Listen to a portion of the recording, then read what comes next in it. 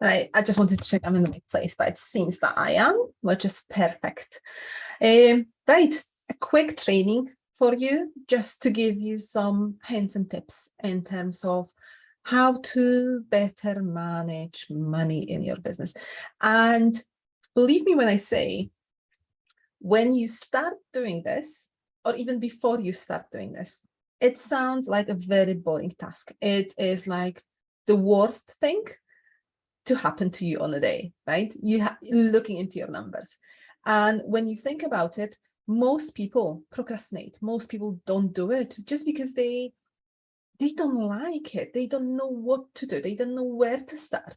So for them, it's all about like, oh, I can't be bothered. I'm not doing it. It's not a good day to do it today. I'm going to do it tomorrow or the next day. This is where we want to stop it, stop the thoughts. And this is where we want to move into action, doing something that feels right. For me, I have a CEO day in my business. It's a 1 day a week. It's a day when I sit down, look into my numbers, and then do something nice for myself. Because I stack habits. So stacking habits means that you're putting together something that is really good for you, that you've already developed as the habit, and you add something on that you want to develop as a habit. And you put them together because you associate them as something that goes together, basically. So your brain reacts differently, reacts better to the new habit that you're just about to create.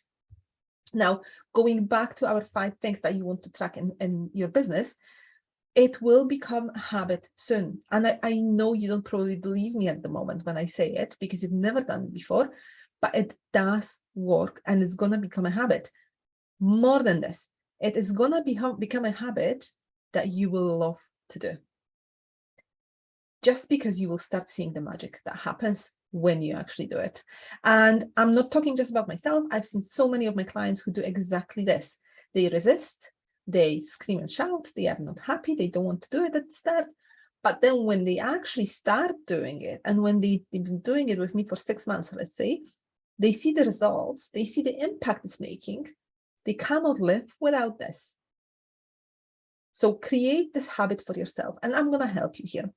What I'm going to give you is, when this live is finished, I'm going to post a link to a workbook that you can use and that talks about all the 5 things. See, all the 5 things that I'm going to be talking about. You can use it in your business. If you need a bit more help, drop me a message, because I've got 5 videos that I've recorded, 1 for each of the things to track, that explain a bit more why you're doing this, what's the point, what's the sense, how to do it. So if you would like videos, let me know. Obviously, because there's 5 videos, it can be quite overwhelming for some people, and I don't want to overwhelm you. So only ask for it if you really want to watch it. The videos are quite short, about 10 minutes, but still, only use it only ask for it if you're going to benefit from it. Okay, so the 5 things that I want to talk about. And by the way, if you're watching this on replay, please can you give me #replay so I know people are watching it, and we will help the Facebook algorithm as well. If you're watching live, please make yourself known. I don't think I can see here who's watching live and who's not. But if you're here, hi. I will check on my phone for any comments and any messages. If you've got any questions, please post them in the group as well, and I'll be answering them later, probably after this live has finished. Right, okay, so the first thing that you want to be tracking in your business and you want to be thinking about is your magic numbers. See how good it sounds, magic numbers. I'm not talking about boring financial stuff. I'm talking about magic numbers. That makes you feel excited, doesn't it? So the first magic number that you really want to track in your business is your sales. Sales, which means how much money you're making every month. What contracts have you signed with your clients? You know, what agreements have you got with your clients? This is all sales. So this is invoices you raise in your business on a specific month. The second thing to track will be your profit. Profit is obviously different to your sales, because profit is about how much money is left after you've paid all of your expenses, your clients paid you, what at the bottom, what's the kind of value that remains. Remember, you calculate the profit after you've paid yourself as well. Unless you're a sole trader, then it's a bit a self-employed person, then it's a bit wishy-washy. It's slightly different. But majority of people, they when they look into the profit, they look into, this is how much money I made this month. This is how much I paid in expenses, ignoring themselves, and that's the profit. It's not really a business profit if you don't include your own cost, because you are the heart of the business. You're doing a lot in your business, so you want to be rewarded and paid for it. Make sure you understand how to calculate the profit. If you're using a system like QuickBooks Xero, it does it for you. It calculates everything for you. Just make sure there is a line that says my own salary or director's salary or, you know, drawings, whatever it is for you. Make sure it's there and it's included in your expenses, so that your profit is right. Now, the third thing you want to be tracking in your business is your cash. You want to know how much cash you're bringing in every month. Apologies. Well, this will help you with better decision making in future. It will help you with your calmness, with your confidence in business. It will help you with paying your expenses. You know, there's so many benefits of looking into how much cash you're bringing, but there's also a clear distinction between your sales and your cash.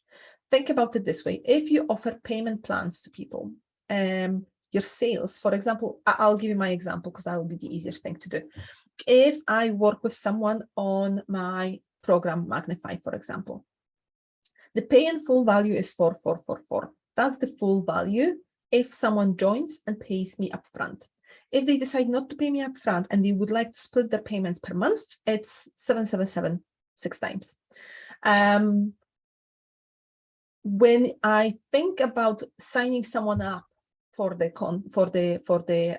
to work with me, when someone joins my mastermind, joins my Magnify, my sale is the total value that they will pay me, regardless of, and then I look into, do they pay me, which way they decide to pay me, right?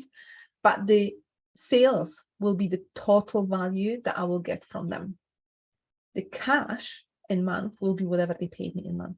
So it might be that my sales value is 6 times 777 because they decided to pay me over 6 installments, which is absolutely fine. But the cash in month is only 777 because they pay me by installment. So in a month, they only pay me 1 installment. Does it make sense? I hope it does. Let me know if not, and I'll try to explain differently. But that's the difference between sales and between cash. And you want to know more, both. You want to understand both in your business. So that's the first thing I want you to track, magic numbers. The second thing is your cash flow forecast. I've got a beeping kind of sound coming from outside. I hope it's not anything weird. Well, I hope you can't hear it anyway.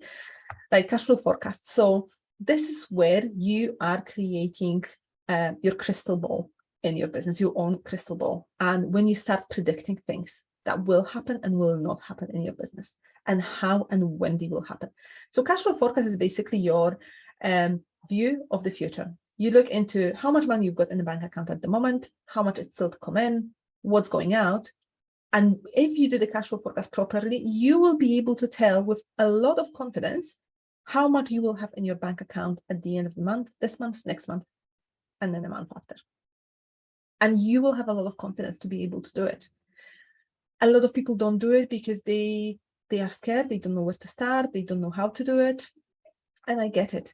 But cash flow forecast, as we know, cash is king. Cash flow forecast can make it or break it in your business. So you better think about the ways how you can learn how to do it. There's so many resources online that show you, this is a spreadsheet, just get on and do it. I've got a paid training for this, but there's a lot of resources that I provide, especially if you go to my YouTube channel, things that I provide to people that are free of charge, and I talk about cash flow a lot. Learn how to do it because it will change your life. I can guarantee that this will be a game changer for you in your business if you start doing it. And again, you will resist it. It will not feel comfortable at the start. You will panic about it. But when you get it and you get it right, you almost become addicted. When you're addicted to your cash flow, you make better business decisions. You're calmer. You can take time off from your business. You can restructure your business to bring you more cash, better money. You can do so many things because you've got the crystal ball and you can see into the future. Imagine how amazing it would be if it was happening in real life, kind of to our lives, not only our businesses. But at least let's make our business a better place for ourselves by having a crystal ball. Why not? Now, the third thing that I want you to think about and track is your break even. So break even is how much money you need to bring in every month to cover all of your expenses and make no profit, basically. That's a fairly easy thing to calculate, especially if you've got a system like Xero, QuickBooks, or Free Agent, whatever else. It's a fairly easy thing to calculate, but just do it, because most people don't do it properly. A lot of my clients, when they come to me, they say to me, I think I know what my break even is. And then when I ask them calculate it regardless, they are like, okay, it's slightly different. It's actually a bit more than I expected. If you know your break even, you are not second guessing yourself in terms of how much money do I need to bring in this month. You know exactly how much money you need to bring in to cover your expenses, and then everything else is a profit. Why not? Now, the fourth thing that I want you to think about is profit per service. And this is where it gets slightly complicated. This is where things are not as easy as you would want them to be. Because to calculate your profit per service, you need to know exactly how much time and how much expenses you're spending on each of the services that you have. And this is something that people don't do. Yeah, let's be honest about it. People don't do it because it's a lot of work sometimes, but it doesn't have to be. I recommend always to start with one service only. Pick one service. I think in my workbook, there is a kind of how to do it roughly, but if not, it's definitely in the video. You take your income from the service. So let's say my service is providing my Magnify program, right? So the cost, the income I get from it is 4,444. Let's assume it's paid in full. 4,444. I take off the VAT from it, obviously. If you're not budget registered, you don't have to worry about it. And then I look into my costs. How much time does it take me to create it? How much time does it take me to market it? How much time does it take me to update materials? How much time does it take me to actually speak to people that I've got in Magnify and help them and deliver the training? What other costs do I have? And then I put all the costs in one bucket. I've got my income, so money coming in one bucket. I've got my costs in the other one. And I take away the costs from the income. That's my profit. And to calculate profit margin, you just take that profit and divide it over the income. Easy peasy. I know it sounds very complicated for you at the moment. I do know it sounds very complicated, but it doesn't have to be. Again, if you're not sure how to do it, just Google it. Just check, how do I calculate profit on my service? Or how do I calculate profit margin on my service? And you will find plenty of advice, plenty of videos. It's a really good thing to know, because once you know how much profit you're making per service, then you can decide which service you want to concentrate on, because it brings you most of the profit. You do not want to be concentrating your marketing on a service that is not making you a lot of margin, because it's like putting money into drain almost. If you can concentrate on something that brings you more profit, why not do it? The reason why people don't do it is because they don't know which of their services is bringing them most money. They've never done the exercise to calculate it. And this is not something that I would be asking you to do on a regular basis in terms of monthly, weekly. No, do it once, twice a year, every 6 months. That's enough. Why every 6 months? Because things change. Your program will change. How much time it takes you will change. How much things cost you will change. Your pricing will change. So there will be some updates to do. But in general, every 6 months is more than enough.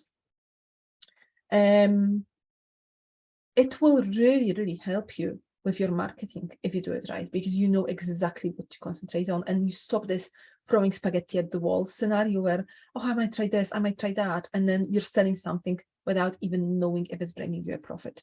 I have seen people in my life, my clients, who were selling something that was loss-making, only because they assumed that it was making them a profit.